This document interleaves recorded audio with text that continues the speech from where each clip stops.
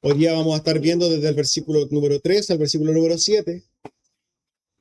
Por tanto, la lectura es 1 Timoteo, capítulo 3, versículos 3 al 7.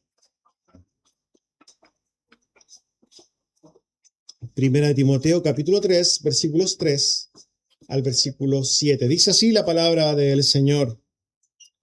No dado al vino, no pendenciero, no codicioso de ganancias deshonestas, sino amable, apacible, no avaro. Que gobierne bien su casa, que tenga a sus hijos en sujeción con toda honestidad. Pues el que no sabe gobernar su propia casa, ¿cómo cuidará de la iglesia de Dios? No un neófito, no sea que envaneciéndose caiga en la condenación del diablo. También es necesario que tenga buen testimonio de los de afuera para que no caiga en descrédito y el lazo del diablo. ¿Amén?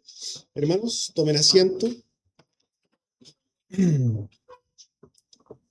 Recordamos nuestras actividades antes de pasar la predicación. Día miércoles a las 8 de la noche.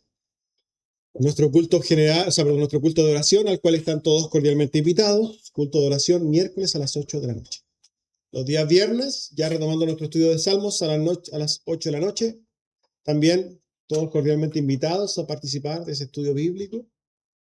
Viernes a las 8 de la noche. Y el día de hoy, entonces, guardando este precioso día del Señor, desde las 11 de la mañana, con este culto general, pasando, ¿no?, por una serie de estudios durante el día y terminando a las 7 de la tarde, con nuestro culto evangelístico que volvemos a repetir. Están todos cordialmente invitados e invitados a invitar, ¿no?, para que la gente pueda oír el mensaje precioso del Evangelio. Dicho eso, hermanos, vamos a la predicación del día de hoy, que tiene por título, entonces, nada original, ¿no? Requisitos del pastor, del pastorado, número 2. Miren qué original el título. Bueno, esto se debe, ¿no?, a lo que ya sabemos. Estamos viendo una serie de, digamos, requerimientos, requisitos que un hermano, aquel que quiere ser pastor, debe cumplir. Y ya vamos a estar 3 semanas con esto. La primera semana hablamos, ¿no?, del llamado en particular. La segunda semana hablamos de los requisitos anteriores, los que hablamos la semana pasada, y el día de hoy vamos a estar terminando con los requisitos del pastor, que son los que vamos a enumerar el día de hoy, que son 7, así que como son varios, vamos a ir directamente al grano, ¿no? Vamos al texto entonces. En su versículo número 3, el apóstol Pablo, hablando a Timoteo, le dice, o le da estos requerimientos: que no sea dado al vino, no pendenciero, no codicioso de ganancias deshonestas, sino amable, apacible y no avaro. Entonces, vamos directamente, para seguir la estructura de la semana pasada, directamente a los requerimientos. Lo primero que el apóstol Pablo dice es que un pastor no debe ser dado al vino. El apóstol Pablo utiliza la palabra griega paroinos, que básicamente quiere decir, hermanos, borracho. El apóstol Pablo está diciendo que nadie que quiera ser pastor de una iglesia debe tener problemas con el alcohol. Ojo, este tema del alcohol siempre es un tema bien complicado en la iglesia, ¿no? Hay mucho de esto y no quiero dejar pasar la oportunidad de comentarlo y de explicarlo. En la escritura, hermanos, no tenemos argumentos, no tenemos dónde tomarnos para pedirle a la gente que no beba. Es más, a la luz de la historia y a la luz de los contextos del desarrollo de la iglesia, particularmente chilena, muchas iglesias han tomado la posición, ¿no?, de decir hay que ser abstemio y no beber alcohol.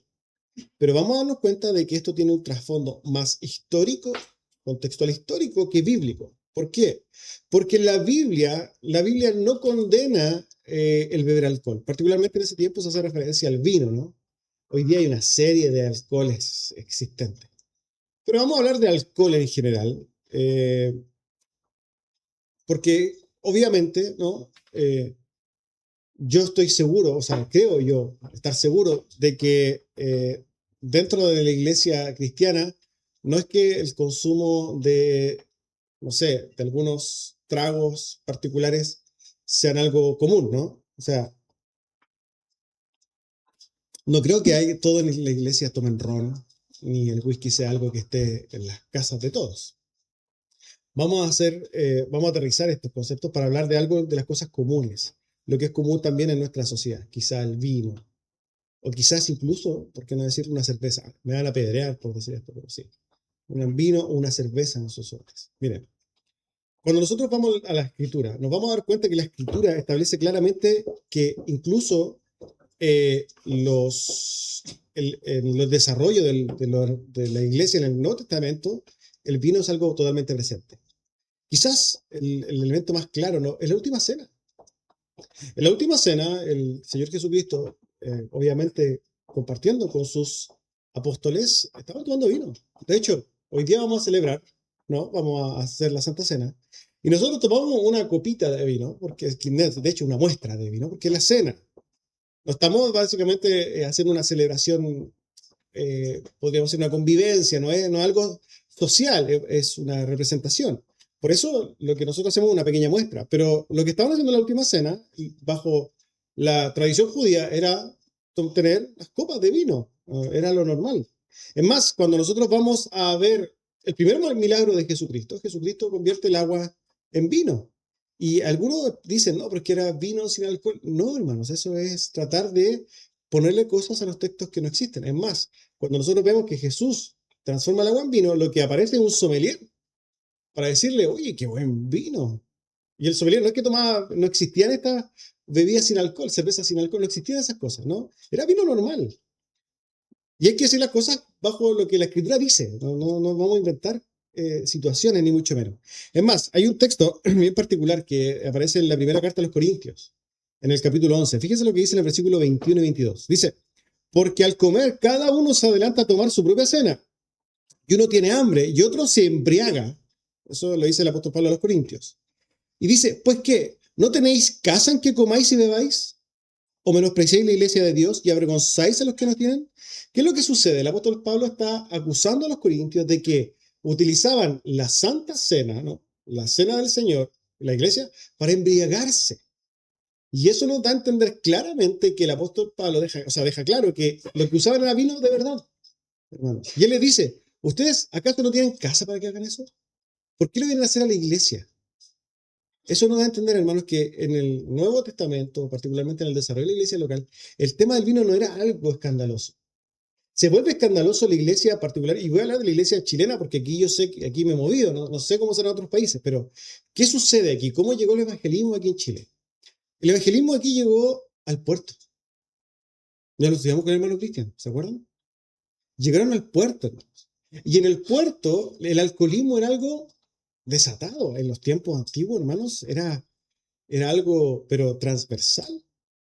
Por lo demás, el nivel sociocultural, educacional era totalmente diferente. Entonces, el puerto estaba lleno de borrachos. Y ahí llega el evangelismo, ahí llega lo evangélico, ahí llega la misión, podríamos decir. Y el mensaje del evangelio empieza a transformar vidas. Y muchos de los que empezaron a creer en Cristo eran verdaderos alcohólicos antes de esta cosa. Y el alcohólico, el que sale del alcoholismo, siempre va a luchar, o podríamos decir, siempre va a tener ese problema con el alcohol. Y por tanto, por amor a los demás, el respeto a los demás, trataban de decir, de abstenerse totalmente de estas cosas. Es más, yo tengo 42 años, sí, pasa rápido el tiempo, y yo recuerdo que hace 25, 30 años, cuando yo era niño, o sea, un joven, la pandemia del mundo no era la droga, era el alcohol. Tíos alcohólicos. Hoy día no vemos gente, es muy raro ver a alguien alcohólico hoy día. Vemos muchos drogadictos. Esa es la pandemia de hoy día, pero hace 25, 30 años atrás, la pandemia del mundo era el alcohol. Por tanto, la iglesia que empieza a crecer y se empieza, y obviamente, y esto también tenemos que ser objetivos, la iglesia evangélica se desarrolla en el vulgo, hermanos, en el vulgo.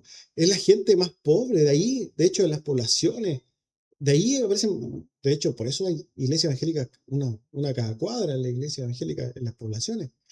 Gente que lidiaba con problemas de alcohol empezó a acercarse a la iglesia. Entonces, la iglesia culturalmente empezó a decir, oye, tengan mucho cuidado con esto porque hay muchas personas que tienen este problema.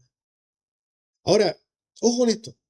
Lo que quiero dar a entender es que más que el tema de defender la abstinencia total del alcohol, más que bíblicamente se defiende culturalmente. Y no estoy diciendo que ser abstemio esté mal. De hecho, si alguien derechamente quiere no beber, gloria a Dios. O sea, maravilloso. Pero se debe entender por qué se hace, no porque la escritura derechamente lo diga. Hay principios los cuales obviamente se abrazan y se tienen que entender. Si, por ejemplo, en nuestro contexto, de aquí de esta iglesia, alguien ha salido del alcohol y fue alcohólico en su momento, porque también puede haber sido, y el Señor lo ha restaurado y viene, entonces yo no voy a ser piedra de tropiezo para ofrecer alcohol. Eso sería ir en contra de los principios bíblicos, obviamente. Pero el problema no es en sí el alcohol, el problema es lo que yo voy a hacer para tratar de hacer caer a mi hermano. O lo que yo por descuido puedo hacer para que mi hermano caiga. Entonces lo que se está pasando a llevar es la desconsideración y el amor, pero no el alcohol en sí. Por tanto, esta es una decisión de cada uno. Cada uno puede entonces tomar la decisión de cómo hacerlo. Ahora, ojo con esto, estoy defendiendo este punto, no con la intención de que ahora todos suban las redes sociales con una copa de vino, una cerveza. Tengo que aclararlo porque lamentablemente más de alguno pudiera pensar que estoy diciendo eso. No, hermanos. Nosotros tenemos que hacernos cargo de lo que hacemos y tenemos que ser cuidadosos de cómo lo hacemos. Y tenemos que hacer las cosas con limpia conciencia delante de Dios. Eso es importante. Si usted entonces va a estar y va, no sé, a salir a almorzar con su esposa, si usted quiere tomar una copa de vino, tómese una copa, pero no se saque una foto para mandársela a toda la iglesia. Hágalo con limpia conciencia. Si usted va a tomarse una copa de vino en su casa, tómese una copa de vino. Si usted no está pecando contra ellos. Si usted se quiere tomar un vaso de cerveza en su casa, tómeselo. No es pecado hacerlo. El tema es que no se lo tome todos los días porque ahí usted va a decir, oye, ya usted tiene problemas entonces con el alcohol. Aquí lo que el apóstol Pablo está diciendo es que aquella persona que quiere ser pastor de una iglesia no puede ser alguien que tenga algún tipo de problema con el alcohol. Ahí habla de vino, pero estamos hablando de cualquier tipo de alcohol. Nadie, por ejemplo, podría ser un alcohólico. Y ojo que un alcohólico no significa que necesariamente esté todo el día borracho, sino que significa una persona que no puede dejar de beber alcohol. Nadie que sea alcohólico puede pastorear una iglesia, que habla de su propio, de su poco dominio propio, hermanos. Es una persona que no se gobierna a sí mismo. Lo que quiero dejar claro entonces, que cualquier persona que, por ejemplo, y aquí quizás no sé, hay alguna persona que diga, yo a lo mejor yo tengo el llamado a ser pastor, pero a mí me gusta tomarme una copa de vino. No está descalificado por eso, hermano. La Biblia no está diciendo eso. El apóstol Pablo está diciendo entonces que aquella persona que quiere ser pastor no puede tener problemas con el pastor. Eso es lo primero. Amén. Ahora, segundo punto. No pendenciero. La palabra griega utilizada para pendenciero es la palabra plectes, que básicamente quiere decir una persona golpeadora. Es una persona propensa a las riñas. Y esto, hermanos, puede sonar obvio, ¿no? Pero siguiendo la línea, ¿no?, de la argumentación histórica, créame, hermanos, que lamentablemente cuando nosotros nos vamos a la historia, particularmente lo que nosotros conocemos como historia de nuestro país, muchos pastores de la vieja escuela están totalmente descalificados. Era muy común el abuso en la iglesia, de la iglesia antigua. Pensemos así, la iglesia pentecostal de los años 20, 30, 40, 50, 70 años atrás. Hermanos, gente bruta. Hombres que golpeaban a su esposa porque culturalmente hace 50 años golpear a la esposa era algo cultural. Hoy día parece que es al revés, ¿no? En muchos casos. Pero en general era algo cultural. Hombres les pegaban a sus esposas, eran hombres golpeadores. Hombres quizás guasos, brutos. Hermanos, ¿cuánto más hace 2000 años atrás? 2000 años atrás, imagínense cómo eran los hombres. El apóstol Pablo entonces dice que una persona que es, no sé, golpeadora, prepotente, que le gusta pelear, no sé, que le gusta, y obviamente que está dispuesto constantemente a agarrarse a golpes, ¿no?, con otra persona, una persona que no está cumpliendo los parámetros de un pastor. Obviamente él después va a explicar, ¿no?, que tiene que ser todo lo contrario, el requisito contrario. Lo que dejamos claro entonces es que una persona que quiere ser pastor no puede ser una persona pendenciera, no puede ser un maltratador, no puede ser una persona que golpea a su esposa, a sus hijos. Y aquí quiero hacer algunas aclaraciones particulares respecto a este punto. En primer lugar, cuando hablamos de que un pastor no debe ser pendenciero, no estamos diciendo que no sea un padre que no pueda disciplinar a sus hijos. O sea, un padre puede golpear a sus hijos. La respuesta, y aquí también aunque se indignen todos los movimientos de derechos de los niños, la respuesta es sí. Y muchas veces es necesario. Ojo, no estamos diciendo vamos a pegarle a nuestro hijo, no. Bajo ciertas circunstancias, ¿no?, de disciplina es incluso necesario llegar a golpear a un hijo. De hecho, como dice la escritura, negarle la vara a un hijo es no amarlo. Por el contrario, muchas veces llegar a golpearlo es una muestra de amor. ¿Para qué? Para enderezar a ese niño. Acuérdense de eso. Pegarle a un hijo no es no amarlo, es todo lo contrario. Muchas veces la mejor muestra que usted tiene que hacer es dar un golpe a un hijo. ¿Amén?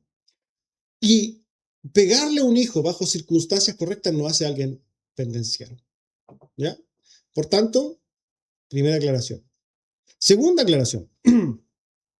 ¿Pudiera llegar una persona o incluso un pastor a trenzarse a golpes? Es una pregunta buena. ¿Pudiera un hombre, un pastor incluso, llegar a trenzarse a golpes? La respuesta es sí. ¿Cuándo? Hay circunstancias. ¿Cuándo? Cuando, por ejemplo, usted va manejando y alguien le toca la bocina, ahí usted entonces puede bajarse y golpearle. No sería, ¿no es cierto?, esa una ocasión correcta. Pero sí hay ocasiones correctas. Y tienen que ver particularmente con la defensa de su hogar y su familia. Y ojo, en ciertas circunstancias, cuando esas circunstancias no tengan que ver con el Evangelio. ¿Por qué? Porque si un pastor es perseguido por el Evangelio, y aquí por mucho que dure, por mucho que sea duro, no debería defenderse. Si viene un delincuente, sí, porque te quiere robar el reloj y se quiere meter a tu casa, el hombre como varón de la casa tiene que golpear y defender. Y en eso no vamos a caer en discusiones. Tiene que hacerlo. Y aunque sea pastor, tiene que hacerlo. Tercera aclaración. ¿Puede ser un pastor entonces que le gusten los deportes de contacto? ¿Un pastor que haga karate? No sé. Aquí tenemos gente karateca. ¿Puede ser un pastor, alguien que practique deportes de contacto porque le gusta, hace MMA, jiu-jitsu, kung fu? ¿Qué más puede ser? Taekwondo, aikido, karate tempo, karate ken, cosas así. La respuesta es sí, porque eso no habla de una persona pendenciera. El pendenciero se muestra en el carácter, en la forma. O sea, de hecho, una persona pendenciera puede no saber pelear, pero es pendenciera igual, porque es una persona que le gusta la riña, es una persona conflictiva, es una persona que se levanta, una persona que quiere pelear. Estamos hablando del carácter, no de si es que esta persona hace un deporte o no. Espero que con esas tres aclaraciones sea suficiente. Ahora, como estamos hablando del carácter, vamos al tercer punto. El tercer requisito del pastor es que justamente sea amable y apacible. Lo contrario de ser pendenciero es amable y apacible. Entonces, podríamos seguir la misma línea. ¿Una persona amable y apacible pudiera practicar deportes de contacto? La respuesta es sí, de todas maneras. De hecho, cuando uno habla con personas que practican artes marciales, lo que se les enseña muchas veces justamente es siempre evitar la pelea, ¿sí o no? ¿Alguien me podría corregir? Siempre buscar la paz, no llegar nunca a los golpes, es lo que se enseña. Pero en el corazón, obviamente, una persona apacible puede efectivamente tener como una disciplina deportiva hacerlo. Incluso boxeo, si le gusta. A mí me gusta el boxeo. No lo practico, pero me gusta. Me gustaría practicarlo. Estamos hablando del carácter. Y aquí una persona amable y apacible es una persona, ¿no?, que quiere ser gentil, amable, afable, tranquila. Una persona que aplica los principios de la escritura y que lo que hace con las discusiones es tratar de apagarlas, no levantarlas, ¿no? Como dice la escritura, ¿no? La respuesta blanda opaca la ira. Eso es algo que cualquier pastor debería tener muy claro y constantemente buscarlo, porque es una persona que busca el ser amigable. Un pastor no puede ser alguien enojón, no puede ser alguien que está gritoneando todos los días. Y ojo con esto, porque hay que entender que los pastores son personas. Si bien el requisito es que sea una persona gentil, amable, ¿no?, apacible, esto habla del carácter constante del pastor, pero eso no quita que nunca se puede enojar. ¿Se puede enojar un pastor? ¿Puede tener un día atravesado un pastor? Un día que se levantó con el pie izquierdo, sí, hermano, porque los pastores somos personas de carne y hueso, ¿no? Sujetos a pasiones, sujetos a conflictos, a dificultades, con, no sé, con todo tipo de sentimientos. Entonces, no hay problema, y el problema no es que un día el pastor esté enojado. El problema es que sea así. Ahora, si usted es una persona amable, ¿cierto? Es una persona afable, y usted siente el llamado, vea esa virtud, no el que usted sabe que hay un día porque está enojado, porque una serie de circunstancias lo estresaron a tal nivel donde usted no quería nada con nadie, y eso es normal, amados hermanos. ¿Amén? Cuarto requisito, no avaro. En el texto griego aparece la palabra afilar guros, que es lo que quiere decir es amante del dinero. Si ustedes se fijan, en el texto, en la Reina Valera, aparece que no debe ser codicioso de ganancias deshonestas. Les voy a contar algo. Eso no aparece en el texto original griego. Te lo voy a buscar y no aparece, por eso no lo nombré. Yo imagino que lo que quisieron hacer los traductores es tratar de explicarnos este punto que se aparece. Un llamado al pastor, porque no debe ser avaro. No debe ser una persona que ame las riquezas, que no ame el dinero en general. Dice el texto en la traducción, no avaro, lo añade, pero quizás esto de las ganancias deshonestas tenía que ver con tratar de añadir una virtud más. Hermanos, nosotros particularmente vamos a guiarnos, ¿no?, por el texto griego en este sentido, y no vamos a hablar de lo que debería ser un codicioso de ganancias deshonestas, que básicamente viene a ser lo mismo que alguien que, una persona codiciosa de ganancias deshonestas, obviamente también va a ser una persona avara. Vamos a irnos directamente al punto de la avaricia. Lamentablemente, tenemos que ser muy, muy, muy sinceros. Este tema del dinero es un problemón dentro de la iglesia cristiana. No es un problema, es un problemón, hermano. Es un problemón de la sociedad, y cuanto más es un problema en la iglesia evangélica. Es más, cuando se habla de pastores, ¿qué es lo primero que se ataca con los pastores? Que son todos unos ladrones, ¿cierto? Todos los pastores son todos unos ladrones, eso es lo que dice la gente del mundo. Y hermanos, el evangélico en general, a pesar de que denominaciones como las nuestras generalmente están gobernadas por verdaderos siervos, verdaderos pastores que no están preocupados de sacar recursos, no andan pensando en el dinero. La verdad es que el evangélico, cuando le metemos a todo el evangélico dentro del contexto, tenemos que cargar con el estigma quizás de lo que vemos o lo que hemos visto históricamente en las redes sociales y en el mundo evangélico.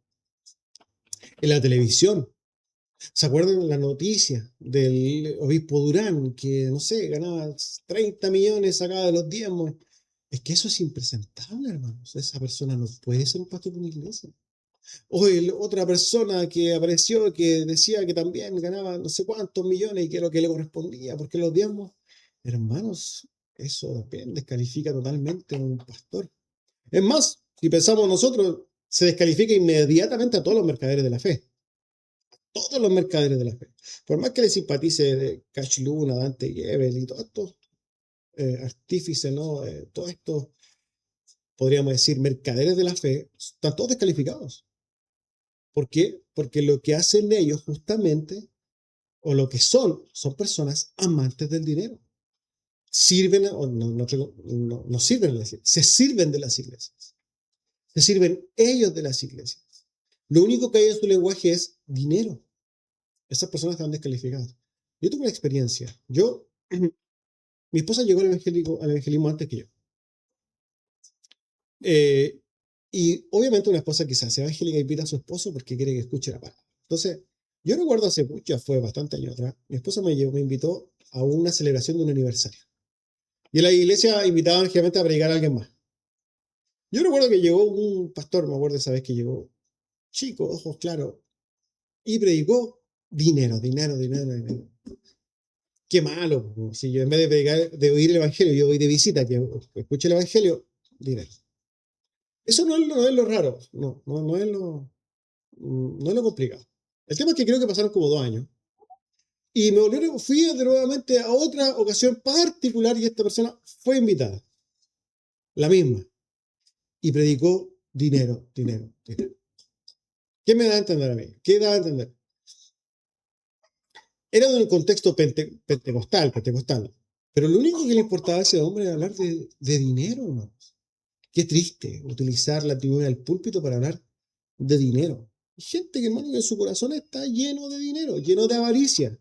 Hermanos, y ese es un verdadero problema en los púlpitos de las iglesias. Y Jesús dijo, Mateo 6, versículo 24, ninguno puede servir a dos señores. Porque o aborrecerás a uno y amarás al otro, o estimarás al uno y menospreciarás al otro. No podéis servir a Dios y a las riquezas. Hermanos, y aquí no está diciendo el apóstol Pablo que un pastor no puede trabajar y servir. Lo que está diciendo está apuntando derechamente al corazón. Una persona no puede de corazón buscar las riquezas y al mismo tiempo buscar a Dios. Lo que sucede con muchos que caen en esto es que tienen en su corazón un ídolo, tal como el joven rico. ¿Se acuerdan del joven rico? El Señor probó el corazón del joven, dándole a entender cuál era su verdadero Dios. Por eso le dijo, ande y vende tus cosas y sígueme. Lo que le estaba diciendo es, renuncia a tu Dios y ponme a mí como tu Dios. Y el que dijo, se fue triste porque tenía muchas riquezas. Lo que dio a entender ese joven rico, el problema no era que era rico, nunca fue el problema que fuera rico, el problema es que su Dios eran las riquezas. Y eso pasa con muchas personas y particularmente con muchos pastores. Por tanto, un pastor no puede tener como Dios al dinero. No puede tener como Dios al dinero. ¿Amén? Primer lugar. Sigamos, versículo 4 dice lo siguiente, siguiendo con los requisitos, que gobierne bien su casa, que tenga a sus hijos en sujeción con toda honestidad, pues el que no sabe gobernar su propia casa, ¿cómo cuidará de la iglesia de Dios? El quinto requisito es que gobierne bien su casa. Pablo declara que todo aquel que quiere ser un pastor de una iglesia debe necesariamente tener una casa bien gobernada. El mismo apóstol Pablo, escribiendo a Tito, hablando de los requisitos, le dice lo siguiente. Tito capítulo 1, versículo 6. El que fuera irreprensible, marido de una sola mujer y que tenga hijos creyentes que no estén acusados de disolución ni de rebeldía. ¿Qué quiere decir esto? ¿O cómo se mueve esto en la práctica? En términos bien simples, la casa del pastor o de aquel que quiere ser pastor debe ser una iglesia, un hogar ordenado. Debe tener a sus hijos en sujeción, como dice ahí, con toda honestidad, sujetados de verdad, ¿no? Debe ser marido de una sola mujer, esto ya lo hablamos la semana pasada. Pero aquí el apóstol Pablo a Tito le dice algo que nos suena un poquito difícil de poder masticar. Dice que deben ser creyentes, ¿no? Y que no estén acusados de disolución y rebeldía. ¿Quiere decir esto entonces que si un pastor tiene un hijo inconverso no puede ser pastor? La respuesta es no, hermano, no está diciendo eso el apóstol Pablo.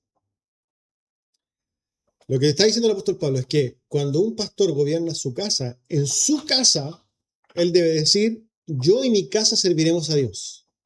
Independiente si es que de corazón lo hacen o no lo hacen. Si es que el hijo no es creyente, a lo menos debe comportarse como un creyente. Y por lo menos debe hacerlo la iglesia de Dios. ¿Por qué, hermanos? Porque ningún pastor tiene soberanía sobre la salvación de los hijos. Nadie, absolutamente nadie tiene la soberanía de la salvación de sus hijos. Nadie puede decir, no, que yo voy a tener hijos creyentes. ¿Por qué? Porque el que sean creyentes es una decisión soberana de Dios, ¿cierto? Ahora, eso no quiere decir que porque mi hijo no es creyente y yo no veo elementos de la salvación en él, no tenga que gobernar bien mi casa. Entonces, y esto se da particularmente ya en momentos donde empieza la etapa de la rebeldía o la etapa en el que el joven quiere ir al mundo y quiere conocer. 15, 16 años para arriba. Imagínense, yo tengo un hijo de 15 años y me dice, papá, no quiero ir a la iglesia. No, estoy cansado. Tanto el pastor como el que quiere ser pastor, ¿qué le debe decir a su hijo? Levántate, te levantas, te vistes y vas conmigo, porque mientras estés en mi casa, yo y mi casa serviremos a Jehová. No te mandas solo. Eso es gobernar bien su casa. Ahora, no es que el hijo no quiere ir a la casa. No, es que no quiere. Y el hijo se pone una vida de rebeldía, 16 años, se pone conflictivo. Aquí lo que tiene que hacer el pastor es que no solamente, y aquí ojo con esto, no solamente su ídolo no es el dinero, sino que sus ídolos no son sus hijos. Y lo que va a hacer ese pastor, o sea, postulante a pastor, es decirle, si usted no quiere servir y usted quiere tomar su propia decisión, ahí está la puerta. Pero mientras usted esté bajo este techo, usted sirve a Dios. A regañadientes, pero lo sirve igual.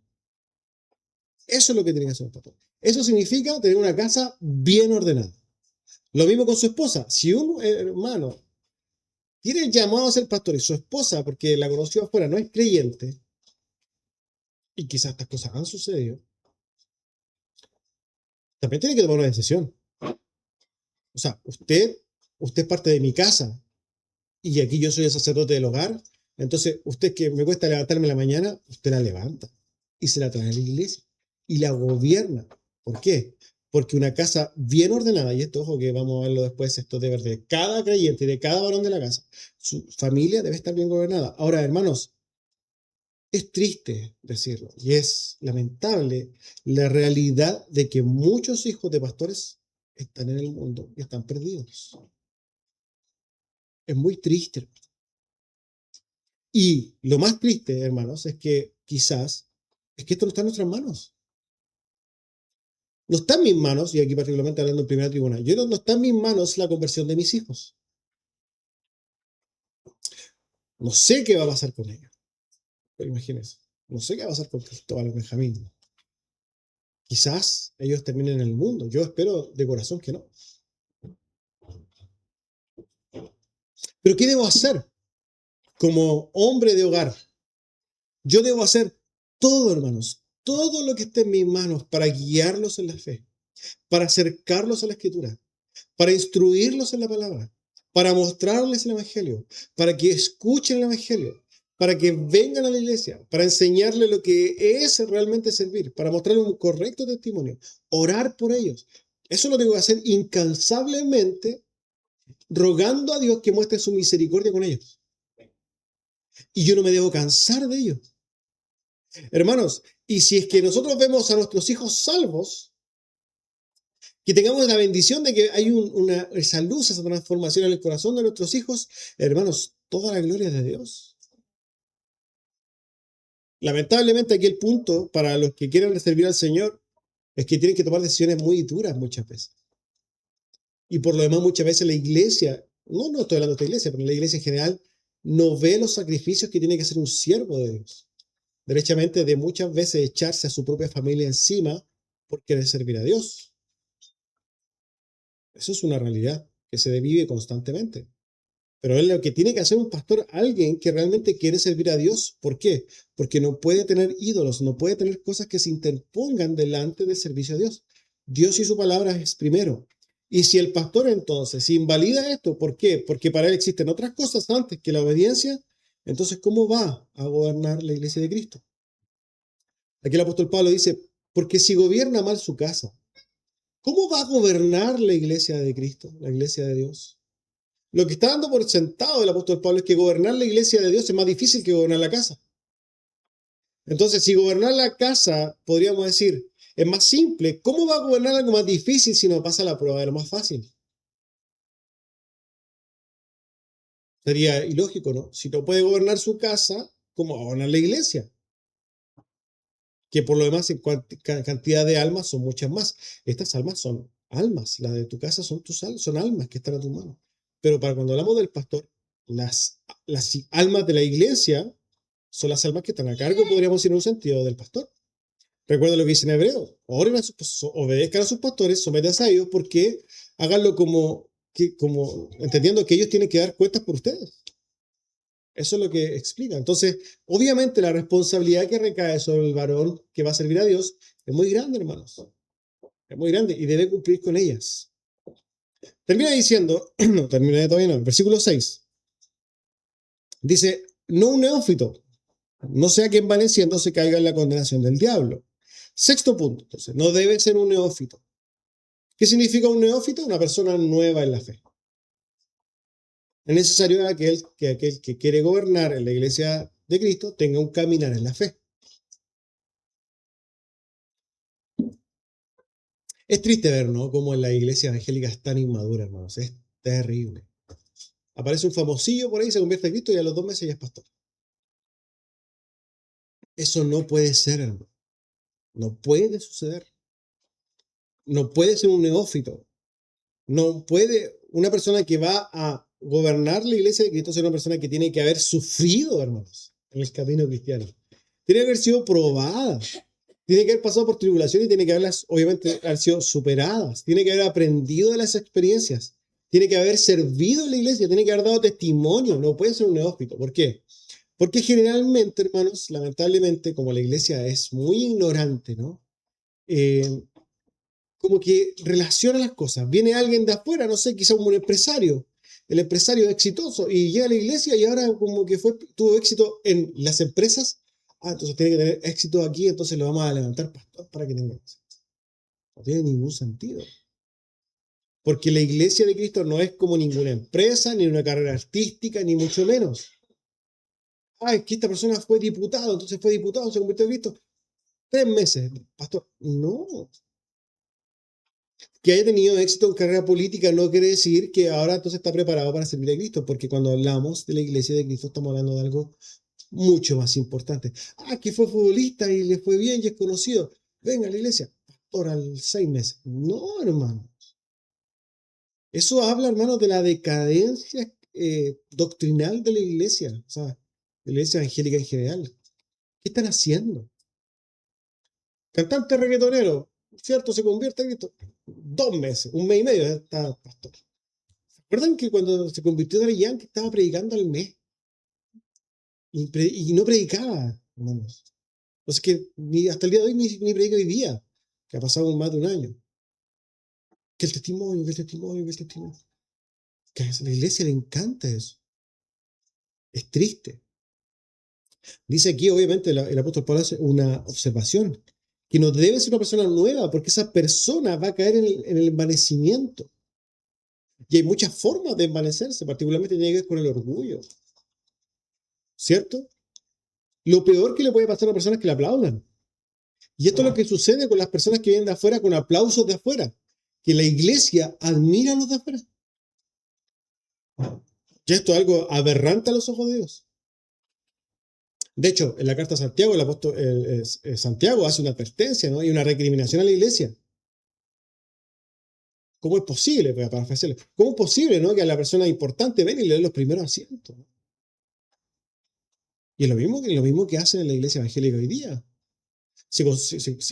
Viene un futbolista y, oye, venga, siéntese aquí, y atención especial, atención VIP dentro de la iglesia.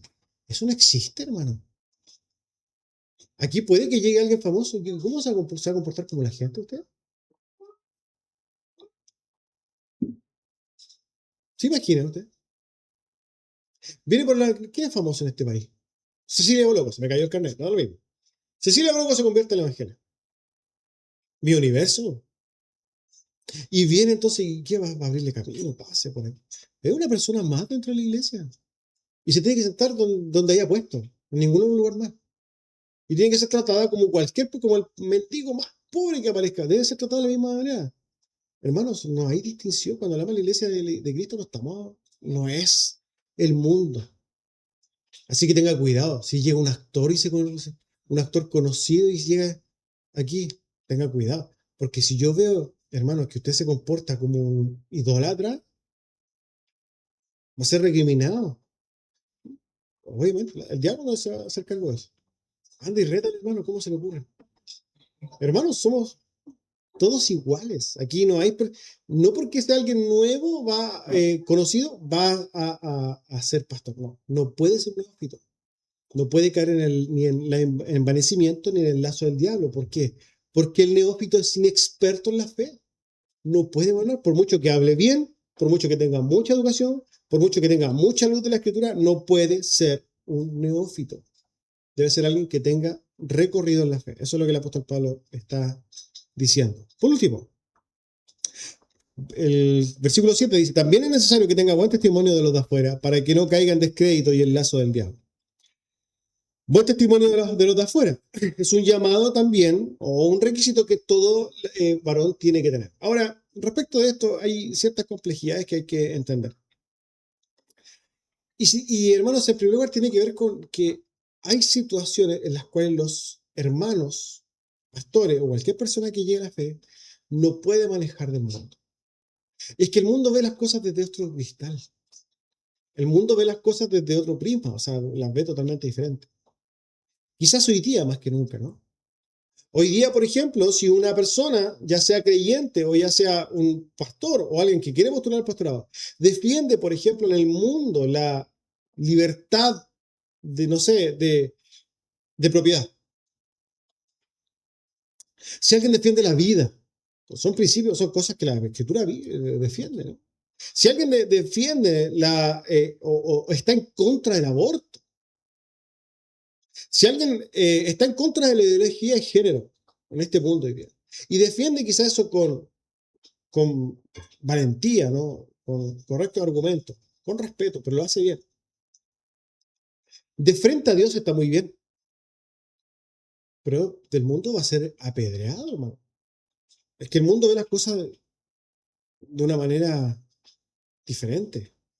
Y cuando usted es cristiano, acuérdense, cuando usted dice cristiano, inmediatamente hay un radar, ya hay un rayo X ahí hacia usted, visión infrarroja y todas las cosas, porque ahora están todos los dardos esperando que tú te equivoques. Como que cuando uno dice yo soy creyente, es como que automáticamente yo estoy diciendo soy superior, soy moralmente superior a ti. Cosa que no es. Pero el mundo ve las cosas así. Entonces, hermanos, si nosotros nos comportamos muy bien delante de Dios en el mundo, vamos a caerle mal al mundo. Le vamos a caer muy mal. Y el mundo nos va a aborrecer. Por tanto, cuando se habla de testimonio de lo de afuera, lo primero que hay que dejar claro es que no significa que vamos a hacer monedita de oro para todo el mundo. No está hablando de eso el apóstol Pablo. Tanto el pastor como las personas que quieren ser pastores, tienen que actuar con limpia conciencia delante de Dios para con el mundo. Y portarse como verdaderos creyentes. Ahora, lo que se va a dar es que generalmente las personas que sí te conocen, ¿no? Tu ámbito cercano, tus familiares, tus amigos, ellos van a dar un testimonio mucho más correcto de quién eres tú. Y podríamos decir que el apóstol Pablo está hablando particularmente de ese grupo de personas, con las cuales verdaderamente te conocen. En ese sentido, entonces yo soy pastor. ¿Se imaginan si yo tengo un pésimo testimonio con mi mamá? Eso sería algo que me descalifica. Que mi hermano diga, no, yo de verdad te conozco. Eso sería un mal testimonio de los de afuera. Personas que realmente saben quién soy. Quizás mis compañeros de trabajo. Ellos podrían dar testimonio. Entonces, en este sentido, hermanos, lo único que nos queda es, a las personas, a los postulantes y a los pastores, es actuar en limpia conciencia delante de Dios. Que ese testimonio debe llegar. Obviamente, creo que la clave de esto es ser cristiano aquí y en la quebrada del ají, como dice el chileno, ¿no? Ser cristiano en todos lados. Ser el mismo aquí que es que en su negocio, que en su empresa, que en su trabajo, que en su familia, que en la reunión familiar. Ser el mismo. Que sea un correcto testimonio. Se debe cumplir con eso. Lo que va en contra de la hipocresía. Porque también sucede que en las iglesias, hermanos, hay muchos que son sepulcros blanqueados. ¿Se acuerdan de ese término? Que externamente son muy lindos, ¿no? Se ven, uy, qué evangélico, qué piadoso. Pero cuando están en su intimidad son verdaderas bestias, indomables. Son eh, irreconocibles. Eso daría un incorrecto testimonio de los dos. ¿Amén? Ahora bien, para finalizar, siguiendo la misma línea de la semana pasada, recordemos que aquí estamos hablando de los requisitos del pastor, pero estos no son requisitos excluyentes del pastor. Cada creyente, hermanos, debe hacerse cargo de casi todos los requisitos del pastor. En particular, aquí quizás el único requisito que no deberían cumplir ustedes todos, o que básicamente no es que no deben cumplir, sino que no hay nada que hacer, porque la iglesia tiene que pasar por ese proceso, es ser un neófito. Todos pueden ser neófitos. O sea, derechamente aquí va llegando gente a la iglesia y son neófitos. No pueden ser manteniendo, no se pueden mantener neófitos por mucho tiempo, porque eso hablaría mal de ustedes. Pero en general, lo único que ustedes deberían sacar de esto es justamente este tema de ser un neófito. Ahora, volviendo a los puntos, ningún creyente puede ser un alcohólico o un borracho. En la iglesia de Cristo, nadie puede ser alguien que no tenga dominio propio para ser un borracho o un alcohólico. Pero esto se puede, hermanos, también aplicar a cualquier tipo de vicio. Ningún creyente, nadie que abrace la fe puede mantenerse en un vicio, hermanos, de ningún tipo. Lo que habla básicamente de la falta de dominio propio. Un creyente debe estar por encima de todas estas cosas. Cualquier tipo de, ¿para qué hablar? Drogadicto ni hablar. No, no puede ser. De hecho, hermanos, esa es una realidad. Y todos entonces tienen que hacerse cargo también de su testimonio en todo lugar. Cuidado con lo que hace. Punto número 2. Ningún creyente debe ser pendenciero. No, aquí no puede haber ningún violento. No, es que el pastor no tiene que ser pendenciero. No. Ninguno, hermanos. Ninguno de nosotros, ninguno de los hermanos debe ser un pendenciero. ¿Se imaginan ustedes? No sé, aquí algunos viven por aquí cerca, están caminando por aquí o en cualquier lugar del país. El centro, ya andaba por el centro. Vamos a usar de ejemplo el centro. Va caminando por el centro y de repente un tumulto, ahí va una pelea. ¿Qué pasó? No, es que un hombre miró a la esposa del otro y se agarraron a combo. Oh, y como cheto el chileno, va a ver, y está el hermano Juan ahí pegándose unos combos. ¿Se imagina eso? No puede ser. ¿Dónde está el testimonio de la iglesia? Eso no puede ser. Cada uno debe tener dominio propio. Todo tiene que tener autocontrol. Todo creyente, por el contrario, entonces debe ser amable, afable, apacible. Todo creyente debe ser un agente de paz. Aquí, en su trabajo. Nadie, hermanos, de nosotros debería ser en nuestro trabajo mal visto como alguien peleonero, como se dice, ¿no? Debe ser amable en todos lados. Es amable en su trabajo. Apacible en su trabajo. O el líder del sindicato. Tenga cuidado. Si usted va para líder del sindicato, tenga cuidado. Va a ser recriminado duramente. Un creyente debe ser apacible, amable. Low perfect. Agente de paz. Acuérdense, agente de paz. Cuarto, ningún creyente debe ser avaro ni amante del dinero. Ninguno debería andar, ¿cierto? Tener esta enfermedad. Ojo, que el ser amante del dinero no es un problema de gente rica. Es un problema del corazón. Puede ser muy pobre, pero amante del dinero igual. Tenga cuidado. El amante del dinero el problema es corazón. No puede vivir por y para las ganancias. O sea, eso no está, es que no está en la agenda de ningún creyente. Pastor, entonces no trabajo. No estamos diciendo eso. Estamos diciendo usted trabaje, esfuerce, se prospere. Pero eso no puede ser el norte de su vida. Usted no puede tomar decisiones por el dinero. Se toman decisiones por la iglesia de Cristo. El dinero viene después, segundo plano. Porque no sea que su ídolo es el dinero y usted anda buscando las ganancias. Ojo con esto. Todo varón debe, y aquí, hombre, aquí está una labor de varones, todo varón debe gobernar bien su hogar. Y las hogares donde no hay varón, bueno, varona, a los antiguos, a los Génesis, ¿cierto? Varona. Debe hacerse cargo de su hogar, la mayor. Pero en términos generales, el hogar, el varón debe gobernar bien su hogar. El varón debe gobernar bien su casa y tener a sus hijos en sujeción con toda honestidad. Usted tiene que preocuparse de que su hijo, aquí ya hay jóvenes, mayores, están empezando a ponerse rebeldes. Tiene que pensar fuerte. Aquí yo y mi casa serviremos a Jehová. Acuérdense esas palabras. ¿Quién dijo eso? Josué, una respuesta recibí correcta. Josué, yo y mi casa serviremos. Usted tiene que pararse en la brecha, hermano. Ponerse firme. Ya hablamos hace una semana anterior. Machito. Sexto, todo creyente debe tener testimonio, un buen testimonio de los de afuera. Sería triste tener un hipócrita. Es triste la hipocresía. ¿Por qué es triste la hipocresía? Porque yo espero, hermanos, que cuando todos nos muramos, y esto va a ser más o menos unos 50 años, quizás 100 años, no más jóvenes, pero en 100 años no deberíamos ver ninguno de los que estamos aquí. ¿Se imaginan 100 años? 100 años no deberíamos estar ninguno de los que estamos acá. Pero deberíamos estar todos allá. Pero imagina que estemos todos allá y no esté el hermano Pedrito. ¿Qué va aquí, Pedrito? No, lo que pasa es que Pedrito era un hipócrita. Él iba a la iglesia, se comportaba como creyente, se vestía como creyente, se controlaba dentro de la iglesia, pero afuera, esa persona no. ¿Por qué? Porque a Dios no le podemos esconder nada, hermanos. Usted se esconde aquí para nosotros. Yo los veo de primera vista y digo, la iglesia es espiritual, me sorprendo.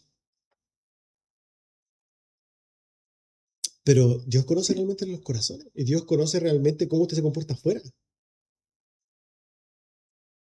El Señor nos ayude. ¿Amén?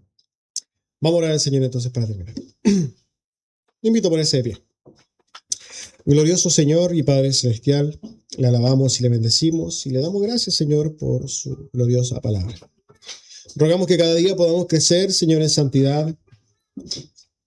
Que usted, Señor, le ruego por aquel que ha puesto esta inquietud, Señor, este llamado para gobernar su iglesia.